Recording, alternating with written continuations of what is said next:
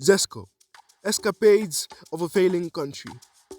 Drought, hunger, destitution, and darkness, a time the average citizen could not have imagined. Failing harvests, blacked out homes, and real hunger stalking people. What on earth is going on, especially for Zesco? It is indeed a very unfortunate development that the state will find very difficult to recover from, as we don't have the capacity. Welcome to the ST.BL.CW podcast.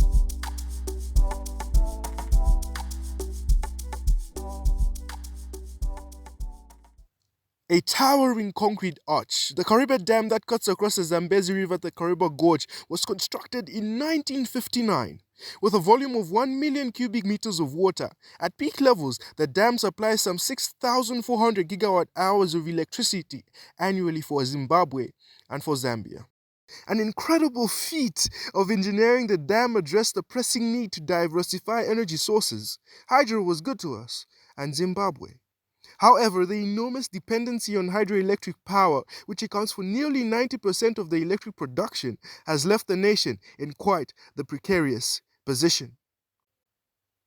With a total installed capacity of 3,811.3 megawatts as of 2023, comprising 3,164.14 megawatts hydro, 300 megawatts thermal, 122.38 megawatts solar, 110 megawatts heavy fuel, 84.8 megawatts heavy diesel.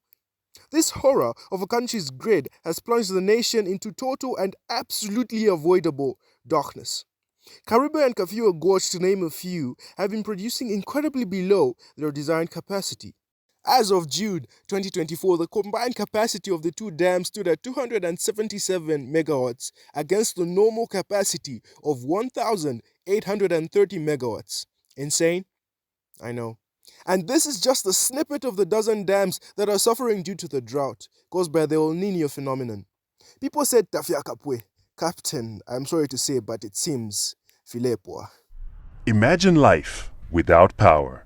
Everyone is involved. Switch on. Zesco, powering the nation. But anyway, I relent.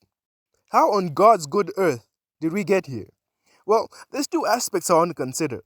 Firstly, the sheer unpredictability of weather patterns, or what I call the earthly aspect.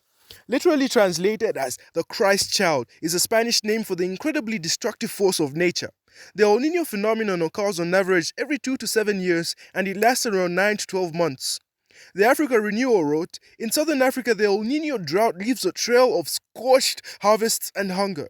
From Angola to Zimbabwe, the phenomenon has left normally fertile soil catastrophically dry and arid.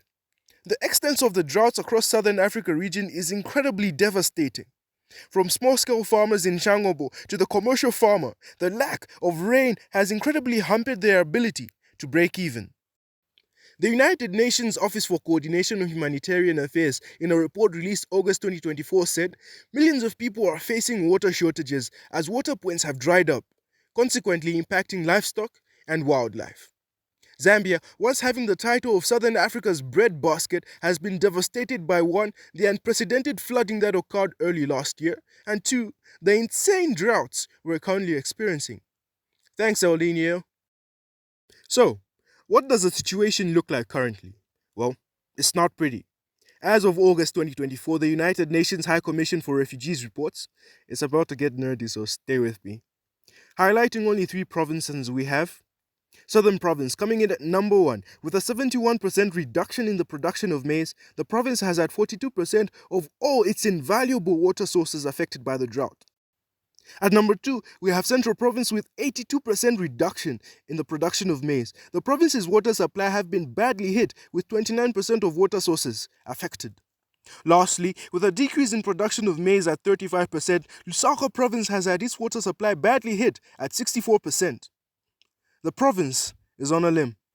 Water bowsers are a common sight. It's wild in the land of work and joy. The highlighted provinces hold also some of the most powerful rivers in the country. The Southern Province holds the Zambezi River, Central Province holds the Kafue River, and finally Lusaka Province holds the Lower Zambezi area, the Zambezi River. And as the old adage goes, where the H2O be, there the power lies as well. I meant the KVs, because like kilovolts, because water is used to make power. But, well, in other news, the mighty Zambezi River has on it, one, the Kariba Dam, two, the proposed Lower Zambezi Dam, while the Kafue has on it, one, the Teji Dam, two, the Kafue Gorge Upper, and three, the Kafue Gorge Lower. Stay with me, I'm trying to cook something. Let him cook! I said let him cook! The only pressure is there's no power, so I have to use a brazier. I have to use a gas stove. Say no to charcoal. From the aforementioned list, the national grid in Zambia received a combined total of nearly 3,500 megawatts, excluding the proposed Lower Zambezi River. The wattage translates into nearly 90% of the country's electricity supply. I identify a chronic failure here. A failure to diversify and to innovate. A desire to settle for the very thing that works. Perhaps it's time we consider demonopolizing Zesco's hold on generation, letting them instead hold on to transmission and distribution. But what do I know? Well, as the old adage goes, it's a real one this time. If something isn't broken, don't fix it. Don't get me wrong here. At peak levels, the dams are 100% able to supply the country with abundant electricity to overflowing. But kulibe manzi. As already articulated, provinces like Lusaka are facing unprecedented challenges with water, a common theme across the country. Well then, for the ordinary citizen, how is life? Just like Noah's Ark received 2 by 2, the problems are being received 2 by 2. Caterpillar. 2 by 2. Caterpillar. 2 by 2. 4 by 2. 4 by 2. It can never be a podcast without dry jokes. And number 1, the mines and manufacturing. And then finally, at number 2, we have the SMEs that drill down to the households. The very backbone of the nation's economy has been threatened. The Financial Times termed it as a threat to Zambia's economic stability and future. Mining has taken a severe hit. The Jesuit Center for Theological Reflection said in a 2019 post that load shedding threatens Zambia's economy and general welfare of citizens. It's wild. Like I said, the problem's coming 2 by 2, we may need an ark.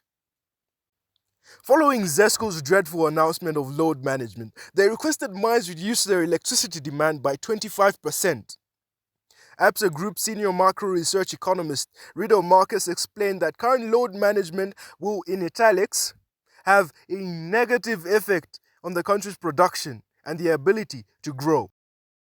A survey carried out by the Zambia Association of Manufacturers showed that small businesses vital to the economy are taking hefty losses during load shedding. From metal fabricators that line the streets of Kabulonga and Kamloops to woodworkers in Matero, the economic impact and travesty of load shedding cannot be captured with mere words. A chronic failure of our nation's people, a failure to provide, a failure leading to rotten food, dying businesses, bread shortages, not a gogo's bread. The pain. I would have never imagined a time I'd have no electricity for days on end. Is there somebody who's been load shedded here? Put up your hand. Yes, sir. I'm currently being load shedding, and I'm recording this in the dark right now. Yes, what you say today will matter tomorrow. You have to be very mindful. Every word you utter should have meaning. The failure of the Republic curdles my blood. Though it is easy to cast all the blame on Zesco, we must as well ask questions of our politicians.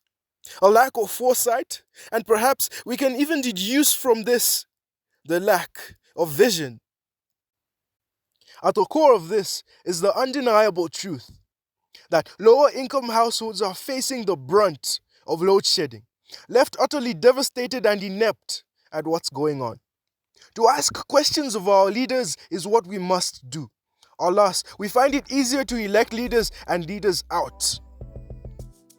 Through public debate and fora, we must create solutions to the problems at hand. Let's not mistreat a people who have put their trust in us. We must execute with excellence, diligence, and honesty to the betterment of Mr. Banda and Kamwala, to the pleasure of Mrs. Musonda and Mutendere. Sadly, this is not the case. I'm damn sure a bloody change will come. Until then, seek truth, be the light, and change the world. YLC out.